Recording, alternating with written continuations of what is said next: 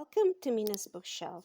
If crochet, knitting, spinning, and weaving, and all things mystical are your favorite hobbies, this is the tarot deck for you.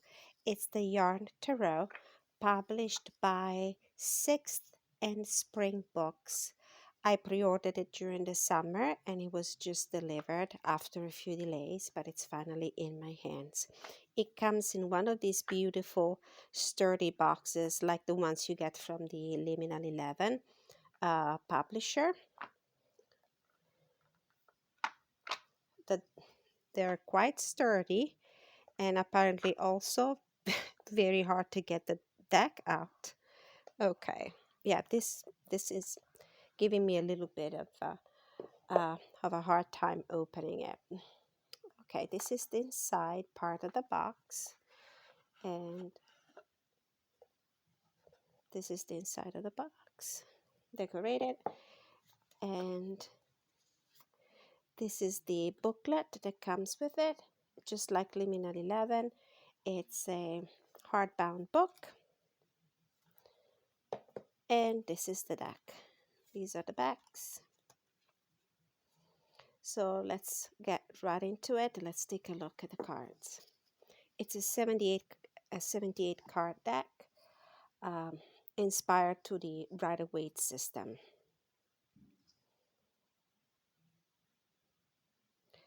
I do not believe that any of the names of the cards have been changed.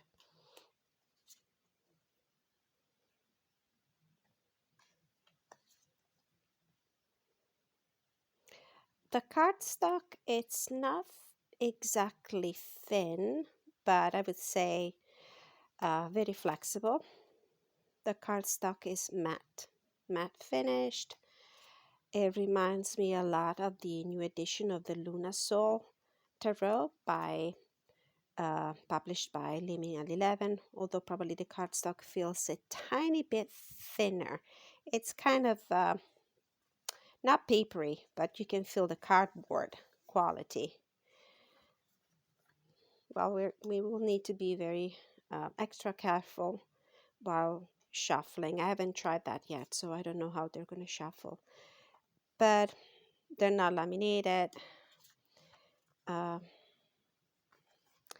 pretty flexible.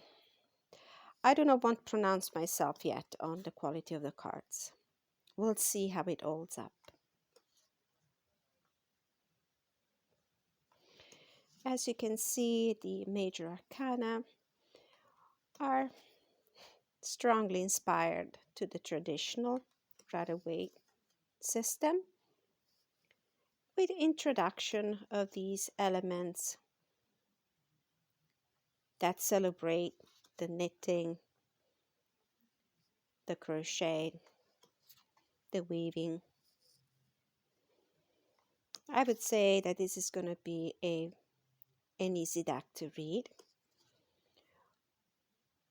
For those who have a level of experience that goes from medium to more experienced, because as you can see now in the minors, this is a semi-pip deck, which means that not all the cards in the four suits are just represented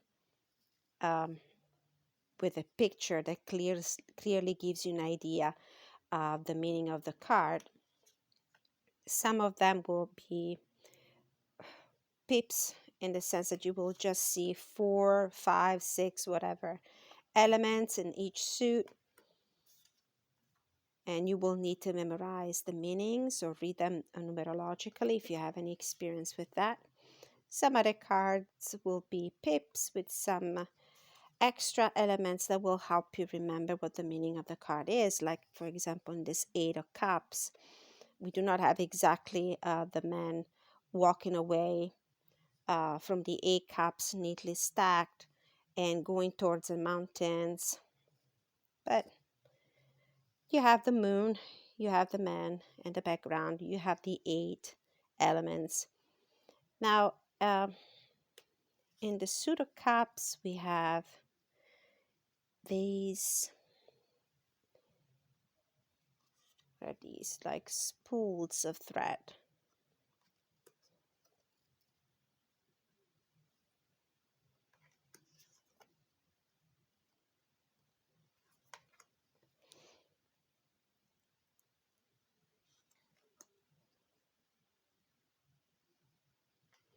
I love the colors.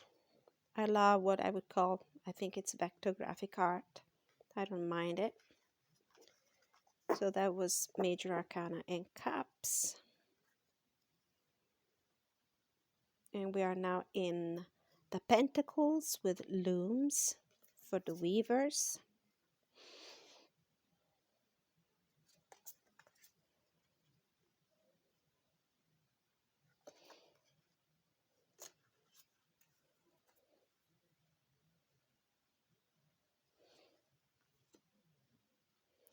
To somebody who doesn't read, who's not a seasoned, experienced reader, maybe this Five of Pentacles might not say much about the meaning of the card, but you know, if you have a good memory of what the pictures usually are in the traditional deck, you will probably recall that this is the stained glass window of the church, where the two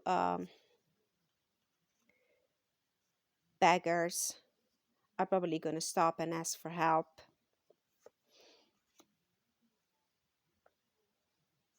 I mean, it's not a pip deck in the strict sense of the word.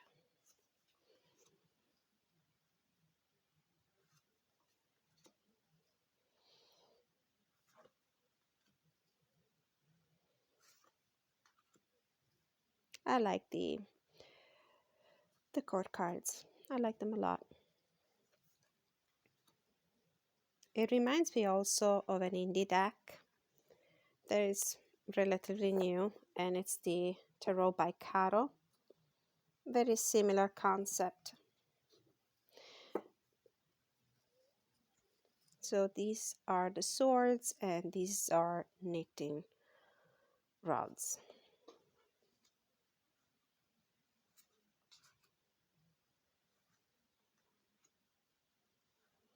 So we had spools for the cups, looms for the pentacles, knitting rods for the swords. These look a little more pippish. There's less elements to read into. I love this Nine of Swords.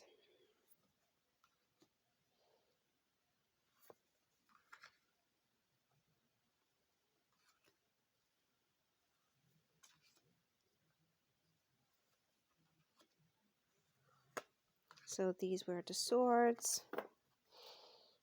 And now to the wands, and these are crochet rods. The colors are beautiful, very vivid, very bright.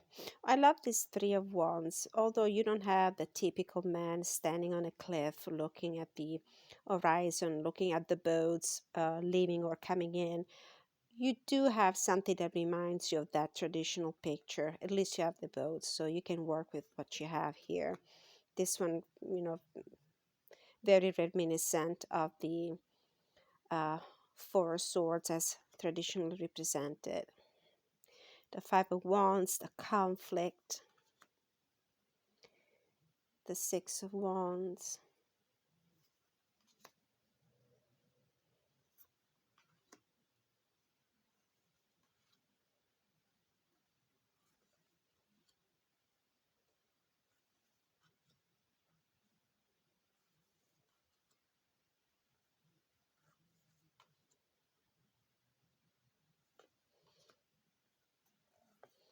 And then two extra card, open yourself, trust your intuition, cherish the journey, and another one.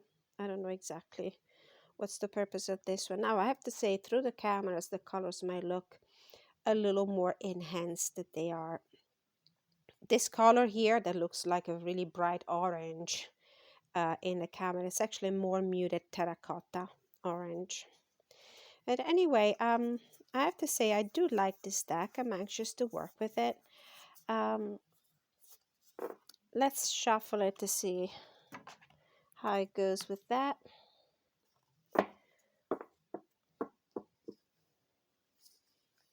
Let's try a riffle shuffle first. They're flexible enough. Good mix of cards.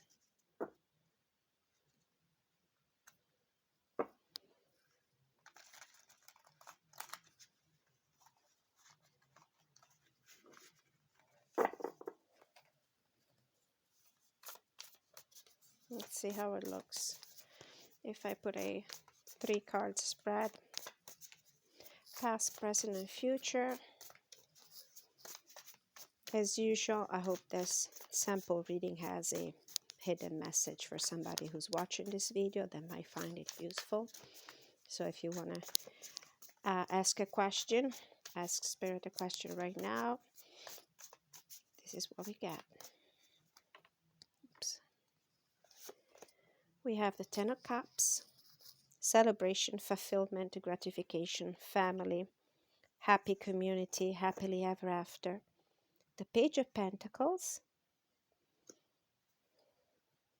It could be a person, a very young person. It could be the seed of a new job, the seed of a new endeavor, the seed of a new project, of a new relationship, and the 2 of Cups. Attraction, coming together, coming into union, coming into harmony with somebody or something we really like and care for. And the Tower on the bottom of the deck. This is a deck that I would probably combine with the Prism Oracle, which is a very beautiful, colorful deck.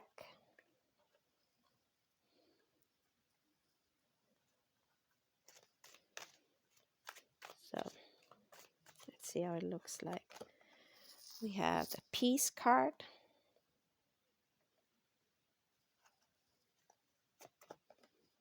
Stop. And consciousness. But you see what I mean? It would actually work really well in combination with this deck because of the very colorful nature. I don't think I have anything else in my collection. Maybe another deck that you could use, an oracle deck, is the Caroline Myss archetype cards. Let's see how it would look.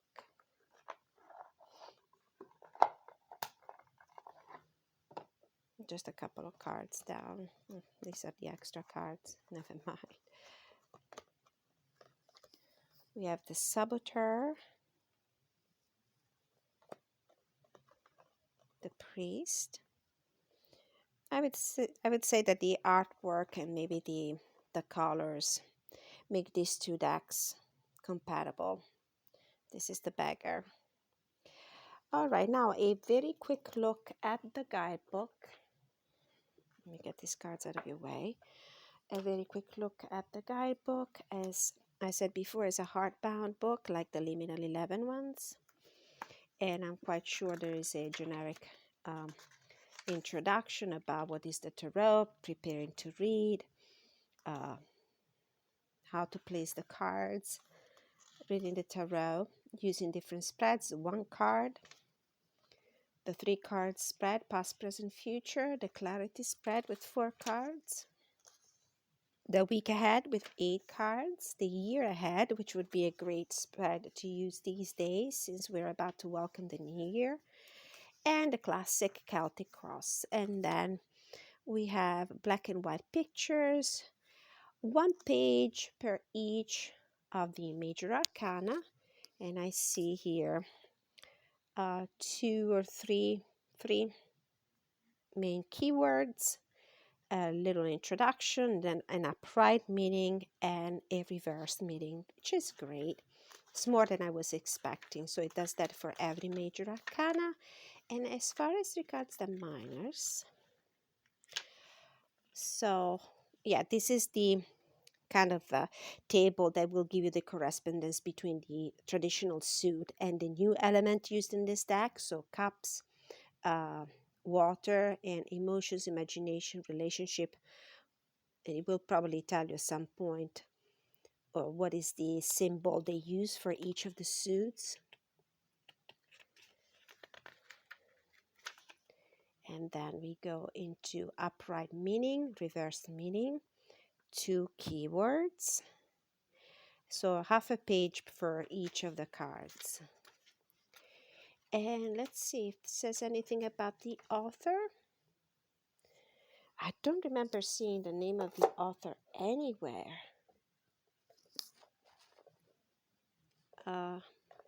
Illustrated by Katie Ponder. And written by who? That doesn't say.